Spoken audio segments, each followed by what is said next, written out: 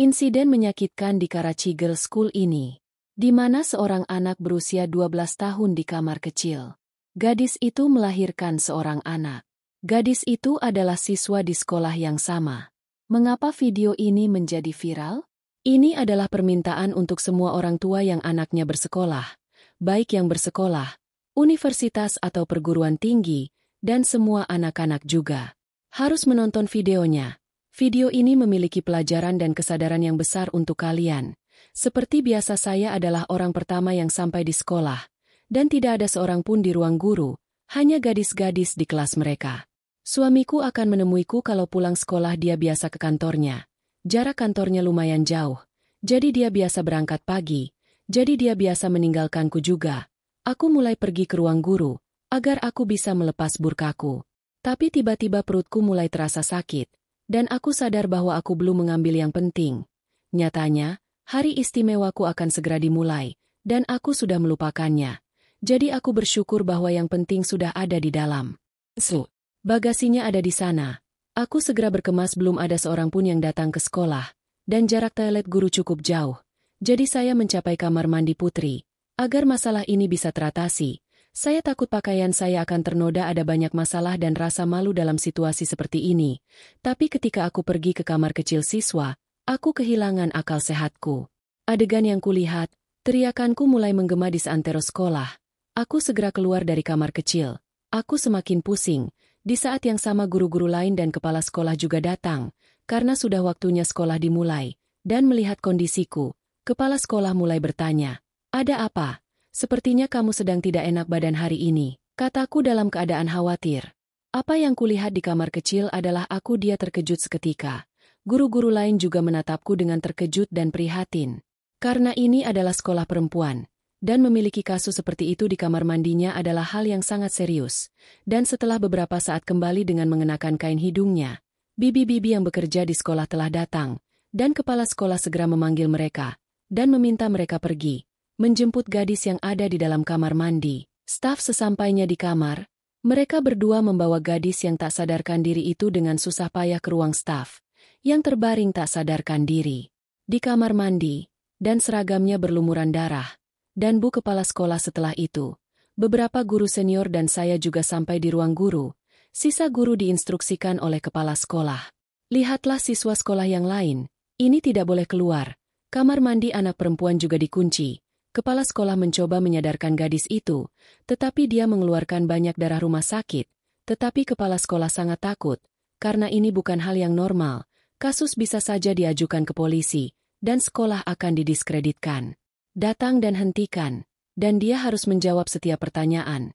Jadi dia ingin menyimpan masalah ini di dalam hati. Lalu dia memanggil seorang dokter wanita yang dia kenal, dan dia datang dan memeriksa gadis itu. Jadi dia berkata bahwa hidupnya dalam bahaya. Dia harus dibawa segera ke rumah sakit. Jika dia tidak segera sadar, saya khawatir dia akan koma, atau dia mungkin meninggal, kata dokter. Sangat membuat kami takut. Kepala sekolah ia berkata kepada wanita itu. "Jangan tunda lagi. Ayo kita bawa dia ke rumah sakit terdekat. Kita lihat nanti apa yang terjadi." Saya sendiri adalah ibu dari 2 orang putri. Jadi melihat kondisi gadis ini, hati saya gemetar. Bersama dengan seorang kepala sekolah, dilarikan ke rumah sakit bersama gadis ini. Para dokter menggandeng tangannya. Lalu mereka membawanya ke ruang operasi. Dan kepala sekolah menatapku dengan hati-hati dan berkata, "Gadis ini belajar di kelasmu. Tahukah kamu, ada apa ini? Sudah berapa lama? Tidak mungkin suatu hari nanti aku terdiam atas kata-kata kepala sekolah.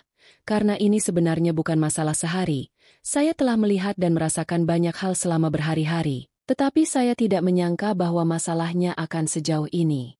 Wah, beberapa waktu telah berlalu. Itu kepala sekolah telepon mana yang diterima wanita itu, kata penjahit senior, bahwa hal ini telah menyebar di antara gadis-gadis di sekolah, dan meskipun menyembunyikan lak, mereka membisikkan hal yang sama. Sekarang kepala sekolah wanita menjadi lebih takut, dia takut bahwa struktur sekolah terpengaruh. Kepala sekolah berkeringat, karena gadis itu berseragam sekolah, dan apapun yang terjadi, itu terjadi di dalam 4 tembok sekolah, sehingga nyawanya harus diselamatkan. Dia berpikir bahwa sekarang dia akan mendapat masalah besar. Dia mulai memberitahuku untuk mengakhiri masalah ini, menelepon orang tua dari anak ini, dan mengutuk mereka agar gadis ini meninggalkan penawanan mereka.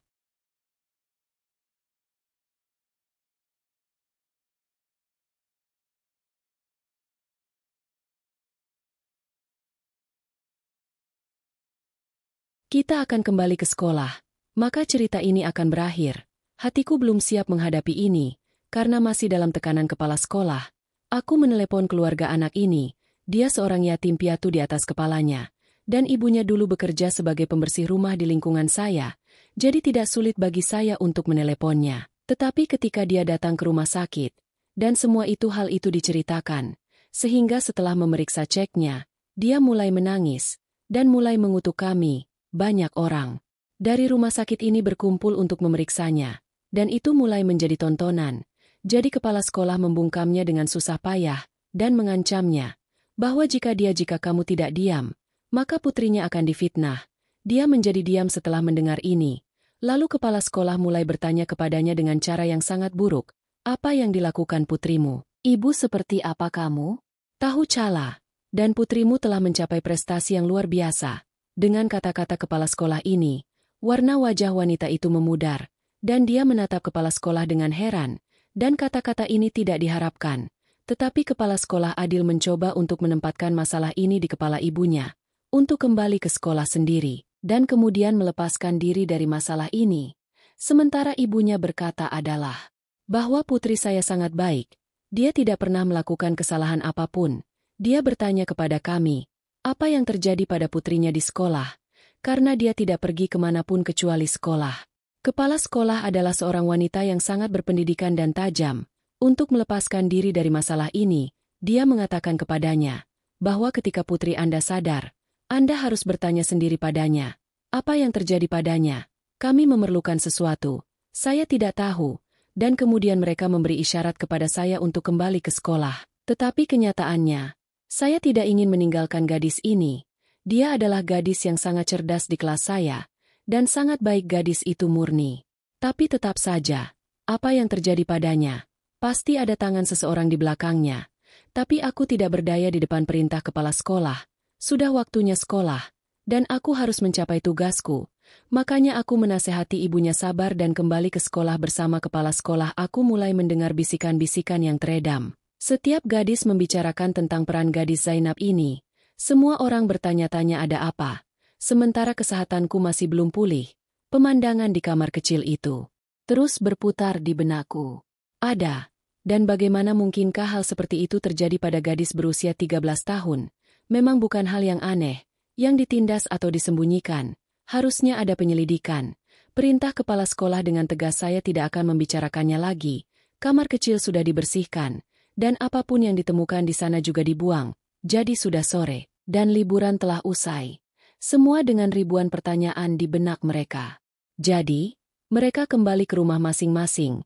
Tapi tujuanku bukan rumahku, tapi rumah sakit. Aku harus berangkat ke Zainab.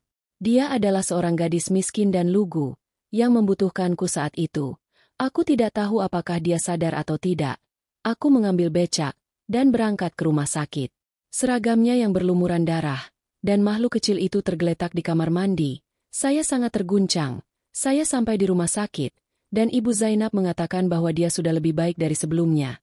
Tetapi dia tetap tidak membuka matanya, mereka bahkan tidak mengizinkan saya untuk bertemu dengannya.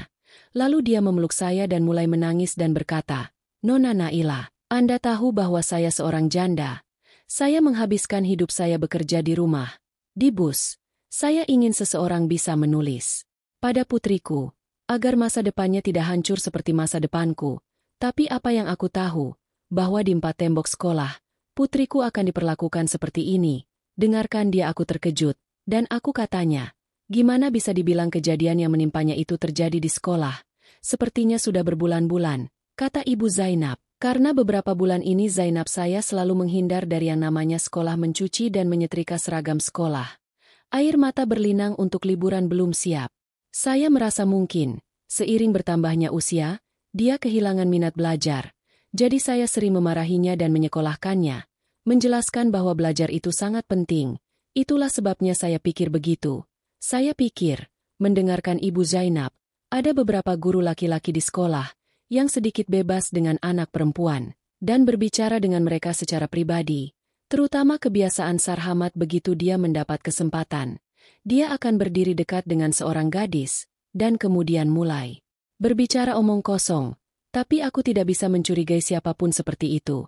Sampai Zainab sadar, dia sendiri tidak memberitahuku apapun saat itu. Saya mulai mendapat telepon dari rumah saya. Putri saya sudah sampai di rumah dari sekolah.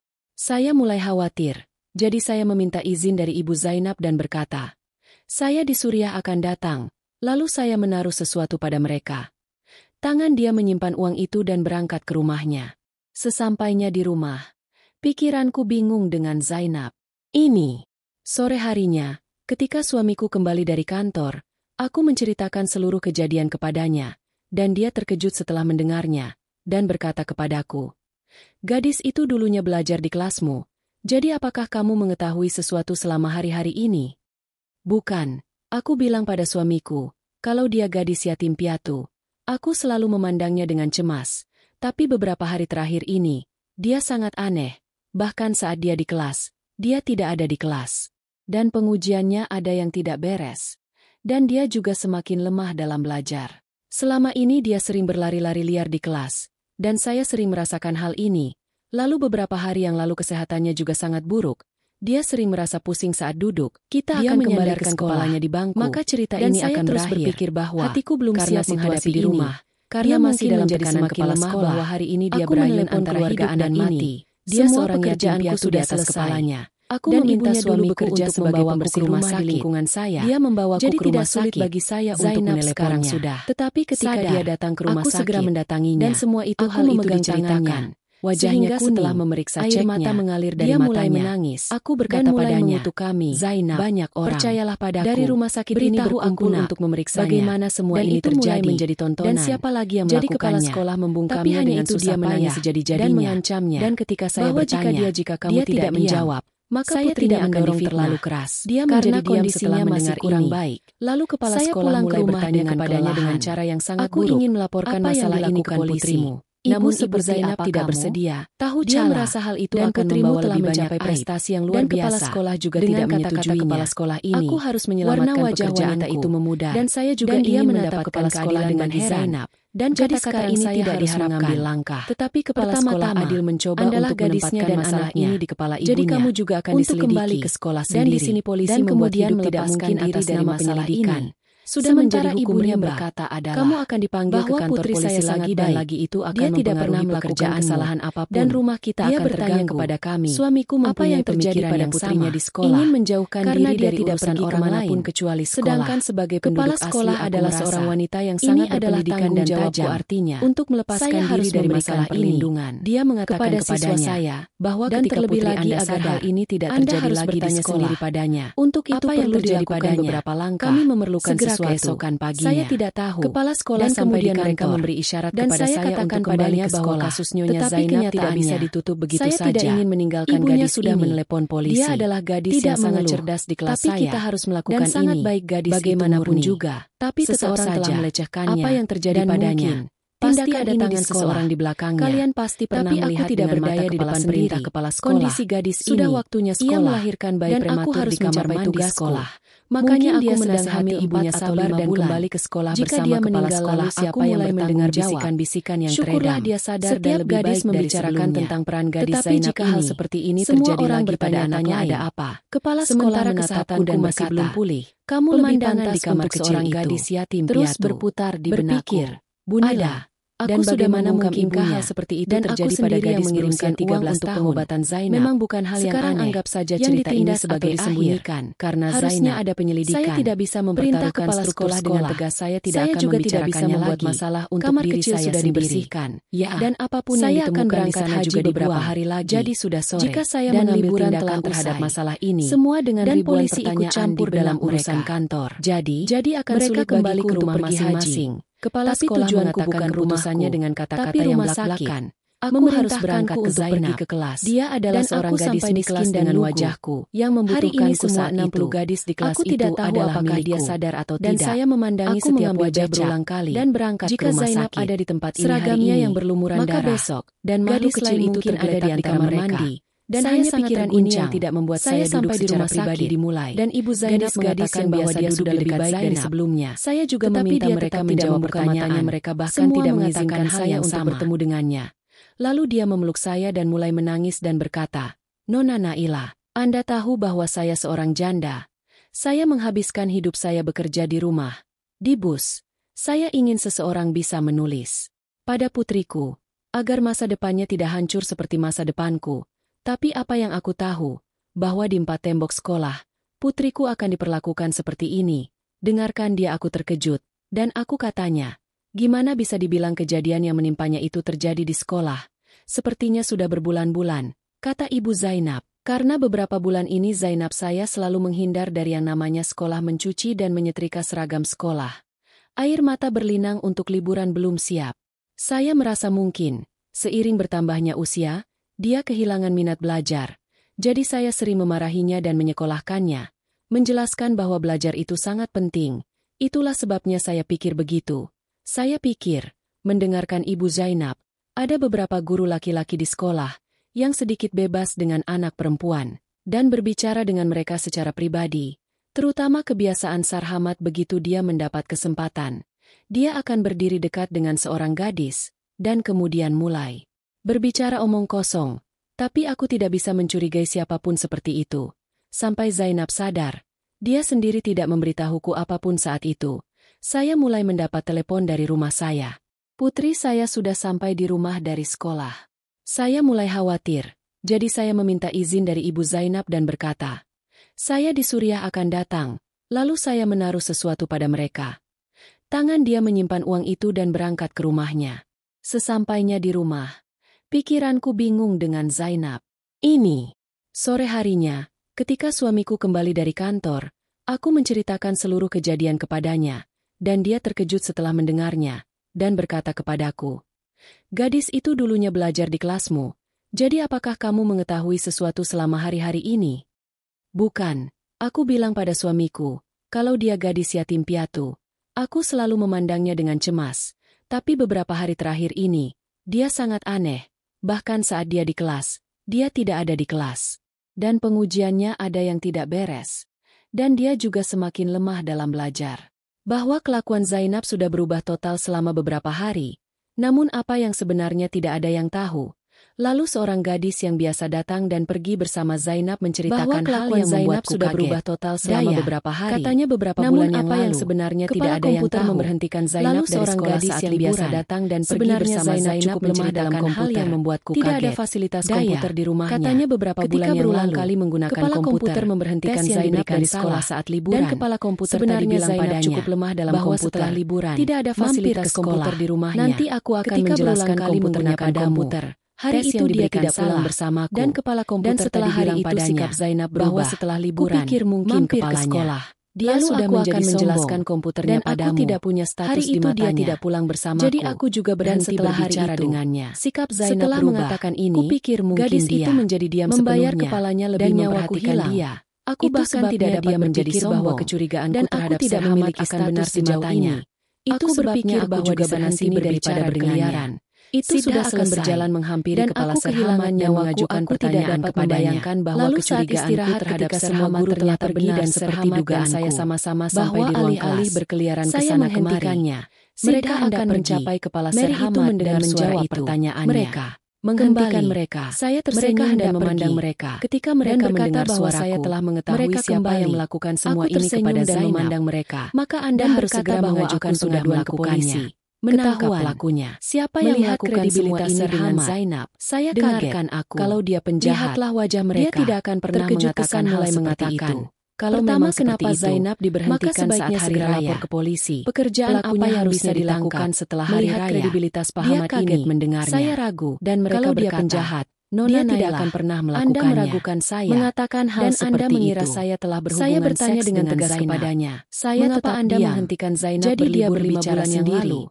Dan pekerjaan berkata, apa yang bisa dilakukan Zainab mengalami banyak kesulitan dia dengan komputer. Setelah mendengar ini jadi mereka saya menghentikannya meragukan saya.